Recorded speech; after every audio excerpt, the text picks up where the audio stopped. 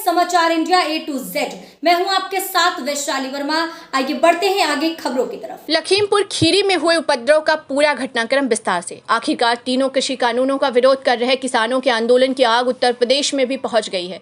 जरिया बना कुछ दिनों पहले केंद्रीय गृह राज्य मंत्री और खीरी के भाजपा सांसद अजय मिश्र टेनी के एक बयान। इसी से किसान नाराज थे और लखीमपुर खीरी के तिकुनिया इलाके में शांतिपूर्वक विरोध कर ऐलान किया था। रविवार को बात बढ़ी तो किसानों और भाजपा कार्यकर्ताओं समेत 8 लोगों की मौत हो गई। घटना के बाद राजनीति गर्मा गई।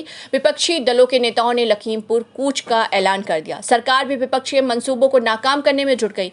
अंत में सोमवार को सरकार किसानों को मनाने में सफल हो गई। भारतीय किसान यूनियन के राष्ट्रीय प्रवक्ता राकेश टिकैत की मध्यस्थता से समझौता हो गया। आइए जानते हैं लखीमपुर खीरी का कांड का पूरा घटनाक्रम आखिर क्या है।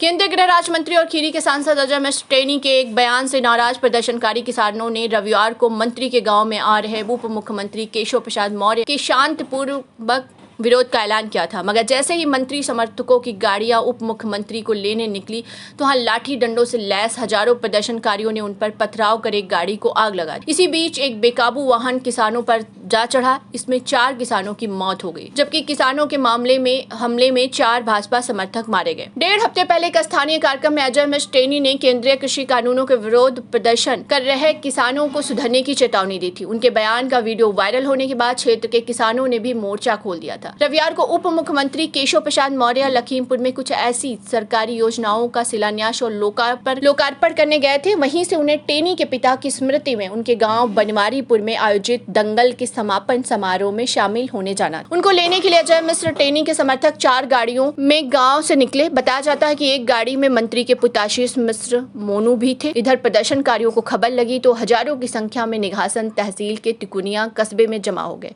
मंत्री समर्थकों का काफिला दोपहर लगभग 3:30 बजे जब गुरु नानक तिराहे पर पहुंचा तो वहां भीड़ ने उसे रोक लिया।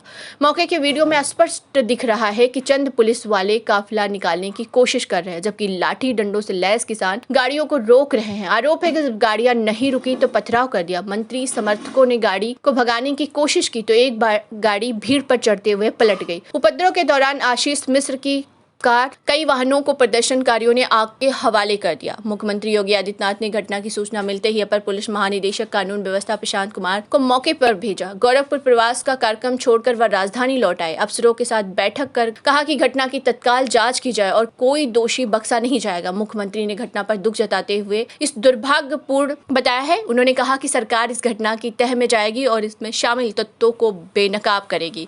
घटना में जो लिप्त होगा उसके खिलाफ सख्त कार्रवाई की जाएगी। घटना के बाद सरकार की घेराबंदी करने के लिए विपक्षी दल के नेताओं ने लखीमपुर कूच का ऐलान कर दिया। कांग्रेस महासचिव प्रियंका वाड्रा को रविवार देर रात लखनऊ से लखीमपुर जाने से पुलिस की ओर से रोके जाने पर हाई वोल्टेज ड्रामा हुआ। पुलिस की घेराबंदी को धता बताकर प्रियंका तो लखीमपुर के लिए रवाना हो गई। वहीं सोमवार तड़के 3 बजे लखीमपुर जाने की तैयारी में जुटे बसपा के राष्ट्रीय महासचिव सतीश चंद्र मिश्र को हाउस अरेस्ट कर लिया गया। वहीं किसान नेता राकेश टिकैत तो लखीमपुर खीरी पहुंच गए, लेकिन कांग्रेस की राष्ट्रीय महासचिव प्रियंका गांधी, आम आदमी पार्टी से राज्यसभा सदस्य संजय सिंह और भीम आर्मी प्रमुख चंद्रशेखर को सीतापुर में रोक लिया गया।